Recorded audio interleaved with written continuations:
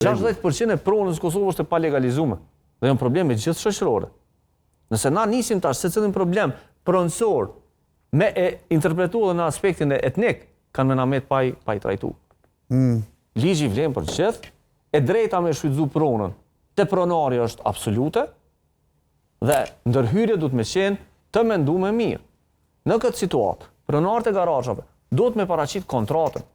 Me çka e kanë marru garazhën aty? Kush e ka ndërtu garazhën aty dhe kush është titulari i pronës? Me do vendime gjyqësore. Për këto 2 vitet e fundit, pushteti aktuale e ka përjashtu disa serbëve gabanesat. Në veriu e vendit. Pse shteti aq shpejt jetu punu? Kur janë në pyetje, rastet, ku janë shqiptarët e shtetit e Kosovës. 26 vjeti kanë pas njerëz të banesat të uzurpuara. Pse jemi tu, selektive jemi tu zbatu ligjet? Pse selektive? Ajo është pyetje. Jo, nuk është selektive. Jam tu pranu, se cili pranor e ka drejt me kthy në pronën e vet. Nuk janë tu kundërshtu. Mirë se erdhur është se cili shqiptar që e ka pronën e uzurpuar.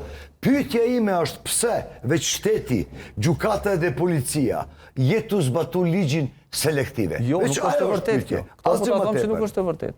Kjo nuk është e vërtetë. Kjo është vërtet, kjo është realiteti e shtetit jonë. Nuk është. Nuk ki situata sistematike ku banesat e uzurpume në Prishtinë, që unë nuk e di që ka ma, për shkak se na jetojmë në Prishtinë dhe e shohim që ose janë shit, ose pronarët janë kthy aty, nuk është të shku policia me nxjerr. Ka konteste, është e vërtet. Ka situata ku banesa ka qenë në shfrytëzim prej një shqiptari fillimisht, pastaj është nxjerr shqiptari dhe është vendosur i serbe, dhe pastaj jo po te kemi shumë me analizojmë. I pari banor është. Po duhet me pas kujdes kur ne themi që shteti po diskriminon. Edhe me vendimin e gjykatës apele, edhe shteti nuk punon. Dhe në një format ku nuk e mendova që do të ketë përplasje, pati kundër argumente, pati kundër këndvështrimi i bie që kemi nevojë shumë për dialog. Jo, nuk është kundër argumente, veç pyetje. Sepse po flasim për çështje që lidhen direkt me jetën e qytetarit, edhe do të ishte shumë e mirë në fakt që politika të marrë shembull nga kjo studio. Dhe të diskutoj këtë çështje apo jo. Po dhe qytetarët më dhe Arben, se dhe qytetarët duhet me ditë mi kërku të drejtat e veta, dhe duhet mi kërku të drejtat e veta jo vetëm në aspektin politik. Unë tash e kam përfundu një studim i cili lidhet me çështjet pronësore.